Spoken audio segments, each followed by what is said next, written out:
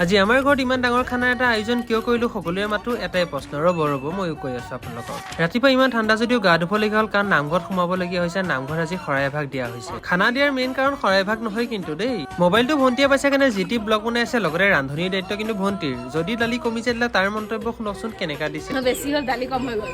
যেনেকৈ দালিতে একমুখ পানী ঢালি মাৰি খতম আৰু আপোনালোকৰ যদি এনেকুৱা ৰান্ধনি লাগে কণ্টেক্ট কৰিব পাৰে পিছে মাংস চাংস একদম টেষ্টি বনাইছে কিন্তু দেই আজি কিন্তু আমাৰ এই খানাৰ আইটেম বহুত আছে এক নম্বৰতে মাংস 2 নম্বৰতে পনীৰ নম্বৰ 3 হৈছে মাছৰ মুড়ি ঘণ্টা পনীৰটো কিছে ময়ে বনালো মানে মায়ে কৈছিল তই পনীৰটো বনাচোন মানে যোনে মাংস নাখায় তেওঁৰ কাৰণে পনীৰ আৰু এতিয়া আহিলো মেইন কথালে ষ্টুডেণ্টবোৰৰ মাথো এটাই প্ৰশ্ন দাদা খুৱাইছে কিয় খানা খোৱাৰ ৰিজন কেইবাটাও আছে প্ৰথমটো ৰিজন হৈছে মাৰ বাৰ্থডে যিটো মানে খানা দিম বুলি কৈছিলো সেইটো খানা লগতে মোৰ 30K হ'ল লগতে ডিচেম্বৰ মাহ চলি আছে ন নতুন ইয়াৰ আহিব চ' সকলো খানা মিলালে ষ্টুডেণ্টক খুৱাই দিছো আৰু চবতকে ডাঙৰ কথা গোটেই ফেমিলিটো গোট খাইছে লগতে ষ্টুডেণ্ট খিনিও যাবলৈ হৈছে 10ৰ সিহঁতৰ বিদায় পালেহিয়ে নহয় এনেকে খানা এটা খুৱাই দিলো আৰু